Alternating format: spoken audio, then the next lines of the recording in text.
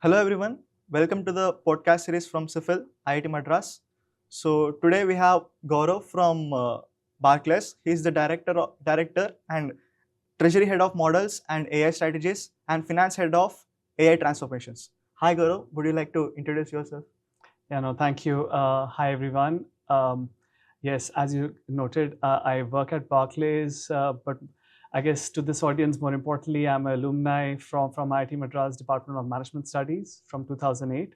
And I'm very excited to be here representing my views on a personal capacity. But yes, very excited to be here with you today. So yeah, today's topic is human after AI. So the recent boom about AI in the industry and the talks about it. So would you like to add more about it? Yeah, no, I think it's fascinating where the global AI market has been kind of booming with various waves of innovation. Actually, it dates back to the 1950s when the first genesis of AI kind of took shape. But more recently, in the 2010s and more closely in the 2020s, we have seen a real boom. I think the expectation is by 2033, the total AI global market, according to a study from United Nations, will touch 4.8 trillion.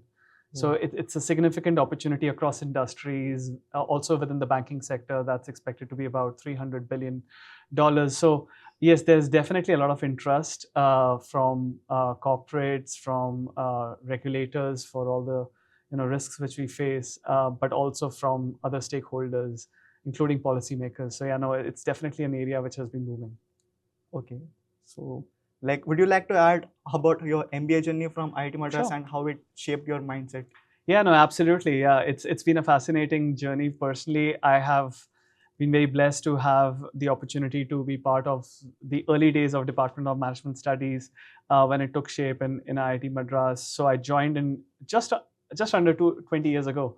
So in 2006, I joined the institute along with several of my classmates, and we basically had a very interesting curriculum which was designed to really inculcate a sense of curiosity and also equip us with a lot of good foundational knowledge to pivot towards any and every different discipline which we could face, right from finance to operations to marketing, etc. And I think for me personally, prior to coming to IIT as well, I had a technical background. I had done my engineering in information science. I had proclivity towards technology, but I also was very intrigued and keen to explore the area of finance. So that basically helped me pivot from my technology kind of focused roles towards finance, and it's a full circle. Now sitting in finance, I'm pivoting back towards technology and have been through my career. I think I pay a large amount of credit to that pivot, to my time at Department of Management Studies, where I think we were really it was emphasized that these disciplines are not like silos. We need to kind of be good at multiple things. And it's not just being a generalist, but also a specialist, which you can adapt with the change in circumstances. And I think that key ethos was inculcated here at IIT, specifically at DOMS, and I was very much blessed to have a tremendous amount of guidance from our professors, but equally from my peers and our seniors as well, who are very, very helpful in challenging us to improve ourselves. And I think that has been the foundation for me personally. So, any kind of coursework, projects, or professors that you still cherish and those memories are still with you? Yeah, absolutely. I think one of our professors right here is Professor Tenmoy ma'am. It was really important for me to kind of get that orientation towards finance, and I owe a large bit of my own kind of career to her. And in addition to like courseworks, I would definitely say right from the get-go, all the different courses and assignments which we were given, the fact that we had to work as a team, those are like soft skills which and on a time bound pressure, those are skills you take into your work, and you really kind of leverage those skills and monetize all the effort you put in when you're actually into the industry. So I would say that that's definitely been Professor LSG Ganesh, a real force for a lot of guidances on system thinking. You put forward any specific challenge in front of you. If you just break it down in proper parts and try and kind of do in a logical reasoning, you will be able to solve any problem in front of you. So I think I can go down the full list, Professor Kumar as well. Like it's every single professor and coursework which we have done was important.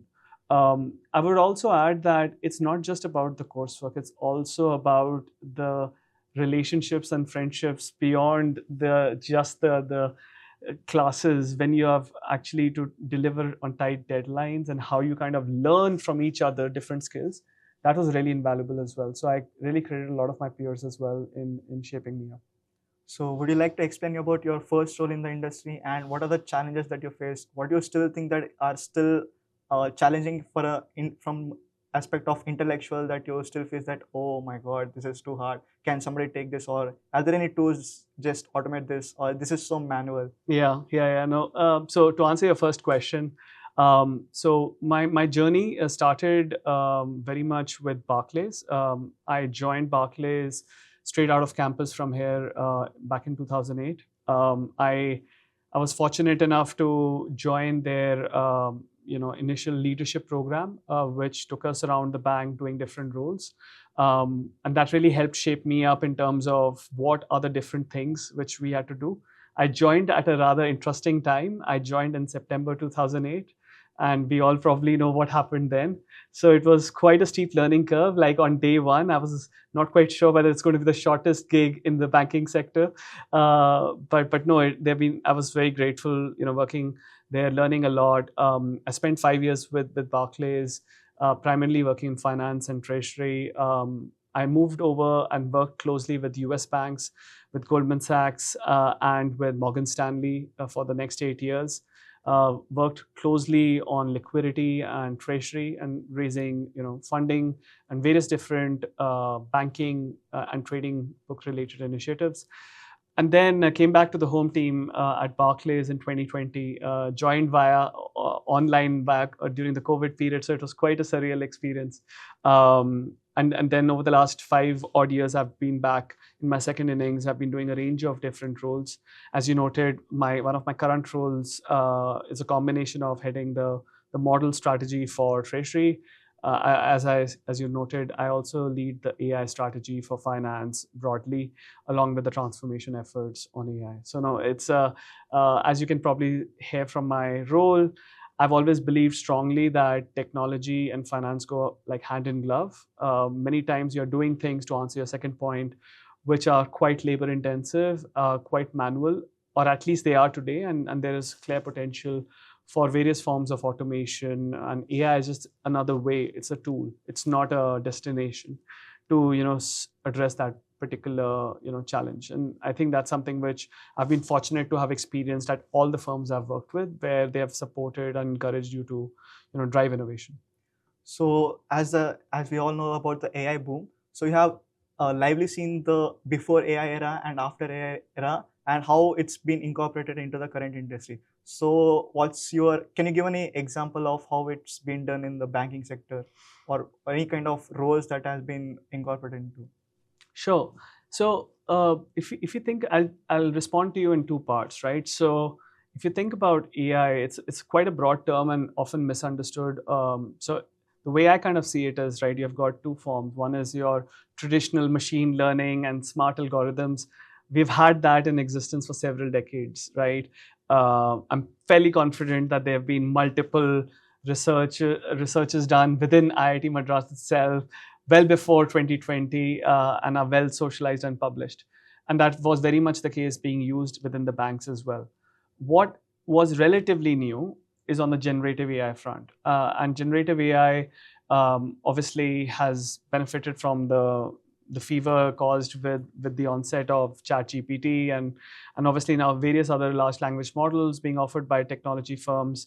That definitely adds another dimension to what already was a very sound way of driving automation or improved experiences. Within the banking sector, there are multiple ways in which AI is being used today. So we have got instances in fraud and compliance, for example, where AI is very strongly well placed to address and catch and detect, prevent various different malicious actors, or for that matter, address other concerns which may be counterintuitive and not very visible to individuals. AI is definitely very helpful in that. Interestingly, AI is fighting AI. So in many cases, you've got issues and threats being issued by bad actors using AI, and that's where AI is quite powerful.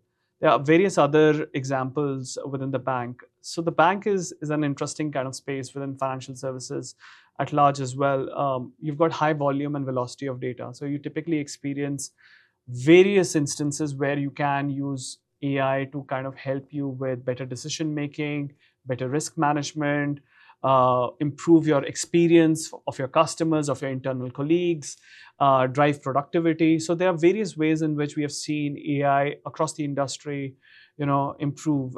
It's well published and socialized. Microsoft, for example, with Copilot, it's doing the rounds. Various industries, including the banking sector, have started leveraging Copilot and various other tools from other large language models to see what exactly can be leveraged from the M365 environment. So if you've got Outlook, or if you're in a meeting and you want minutes, it's now almost second nature that Copilot will help you summarize it, which otherwise previously people would manually kind of capture. And it's fascinating. It's Copilot, not autopilot. So you still have to, it's critical to have the human agency, but it certainly is now very prevalent. Yes, and most of the back-end activities being automated or reduced to very less people of manual work. So like what suggestion do you have for the people or the professionals who are actually right now involved in those activities and scared about AI being replacing them? No, it's a very important point you make, right? The human factor is really, really important to address. So before I respond to your question, here's a kind of fun trivia fact, right? So 6 out of 10 jobs today did not exist in the 1940s, right?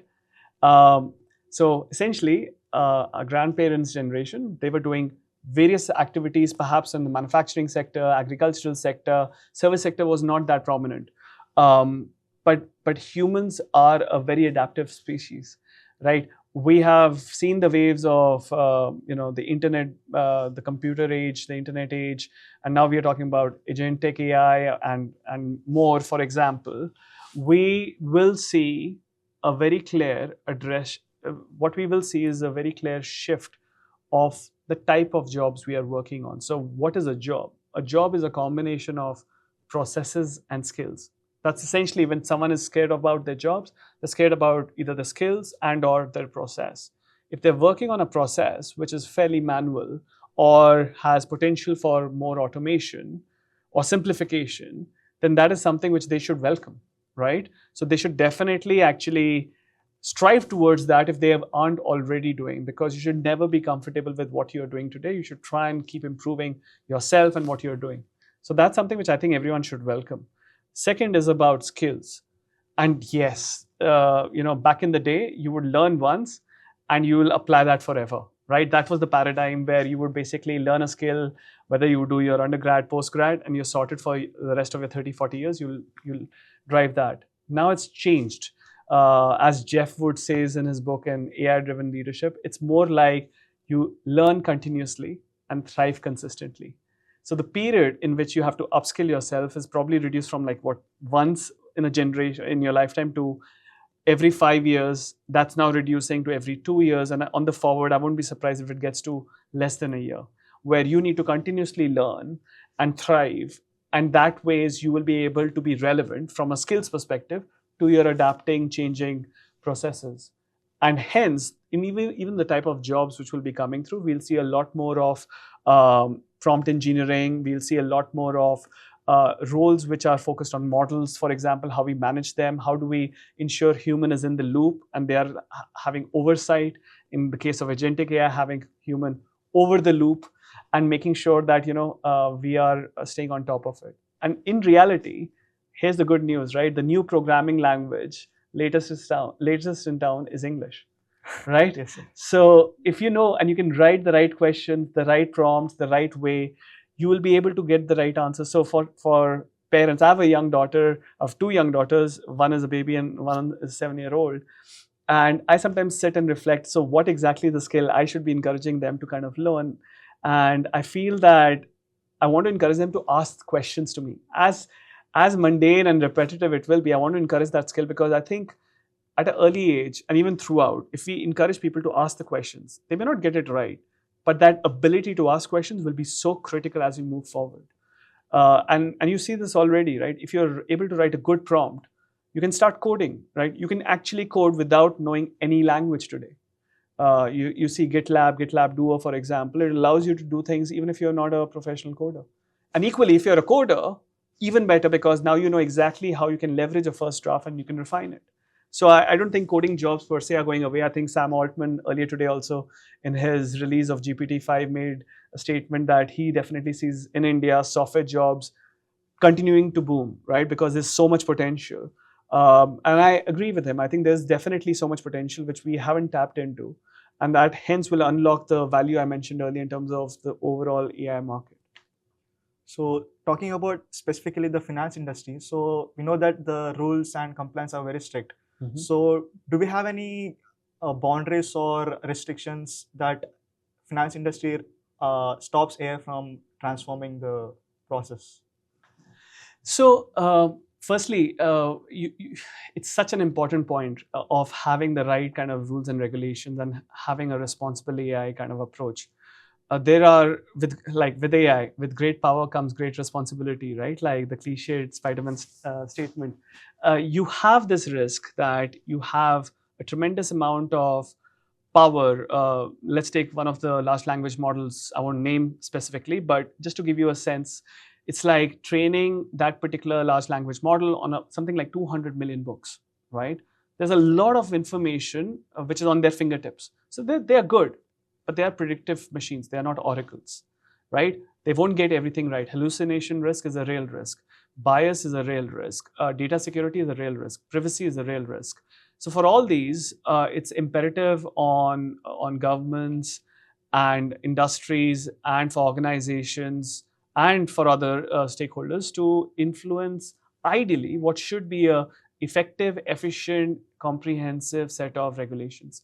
I think no one would say that that's not the right thing to do. In fact, everyone would welcome it. The challenge, though, is we live in a very geopolitically active environment where it's very hard to see some sort of consensus being driven across different regions, which basically means everyone will do their own kind of approach. In some cases, very liberal. In some cases, very stringent. And unfortunately, organizations which are global in nature will have to deal with a wide variety of challenges. And I feel that in itself, over the long term, will not be ideal. But the good news is all the organizations and bodies are very aware of the risks and are having internal governance approaches to deal with those and respect whatever is perhaps the most stringent regulation out there so that we are at least heading towards the right direction.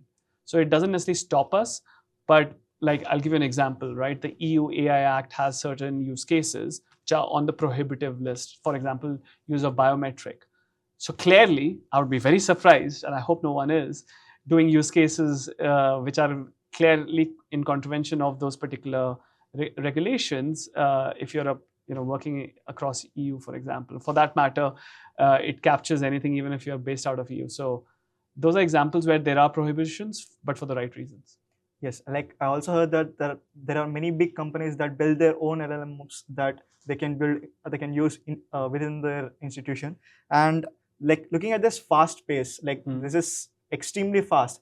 And what to expect in the coming years, and what do you want to suggest for the students who are aspiring to get into the industry? What skill set do they need to be equipped with? Yeah. So to answer your first question, yes, a lot of organizations are coming up with their own large language models. We have seen, obviously, the breakthrough ChatGPT. We have got Google. We have got other big firms, Meta, etc., Grok, Perplexity. They're all having their own large language models, and now it's been taken one step further, where we've got financial institutions, in some cases, other industries, creating their own kind of closed loop models, small language models. Copilot is a good example of something which many organizations are taking, but making sure there are boundaries in the LLMs.